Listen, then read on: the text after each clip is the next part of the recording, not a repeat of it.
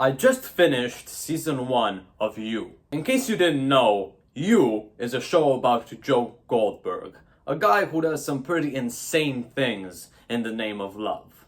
Murder, stalking, framing people, and with a total disregard for law and morality. It's not really a love story or a saga of love stories. It's more of a psychological case study of a psychopath who would do anything and absolutely everything to create a perfect relationship. In season 1, Joe Goldberg falls for a girl called Guinevere Beck, and then proceeds to kill 2 people just to make the relationship possible. And it still falls apart. Not just falls apart, it fucking implodes.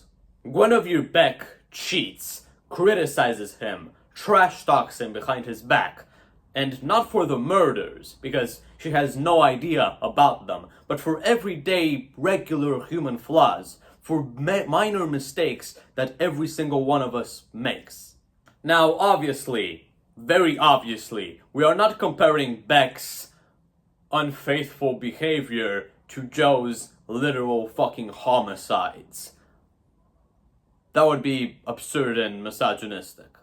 But here's the interesting sociological takeaway. Even when one person is doing everything, crossing every single possible line to remove all possible obstacles, there's still a very big chance for things to not go well.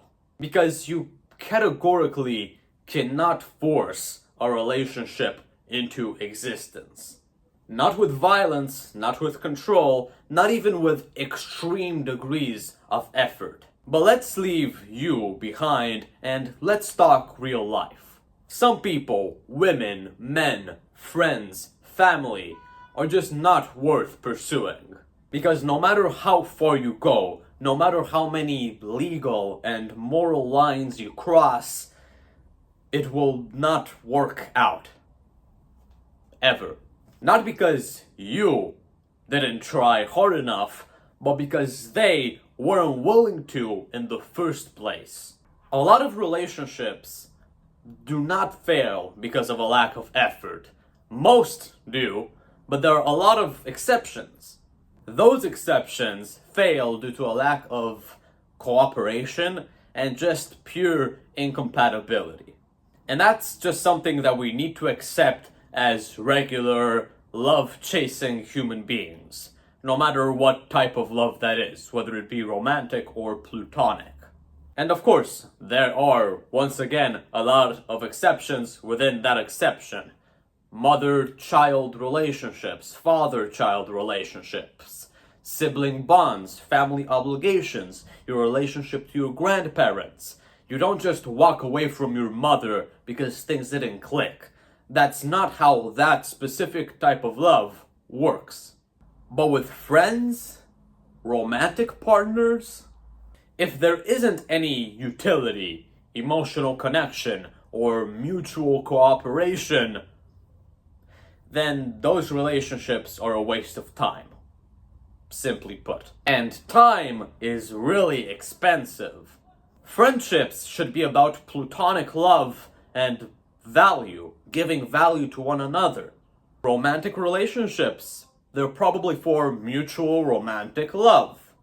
And that means, what does that mean? I'm 14, so I don't really know yet. But what I do know is the basics. Being faithful, making your partner feel loved, putting in the effort necessary to make that person feel loved. Because that is the definition of love. Effort. But even effort starts with a very, very pronounced variable. Willingness. And without that, without the willingness to put in the effort necessary to love someone, there truly is nothing. Hope you enjoyed. I'm a pretty uncultured swine when it comes to romantic shit. I do know a lot about romanticism, but I don't think that really counts. Short video, but I wanted to upload something and make myself and you feel slightly better with our lives. I'll see you later, and stronger than ever.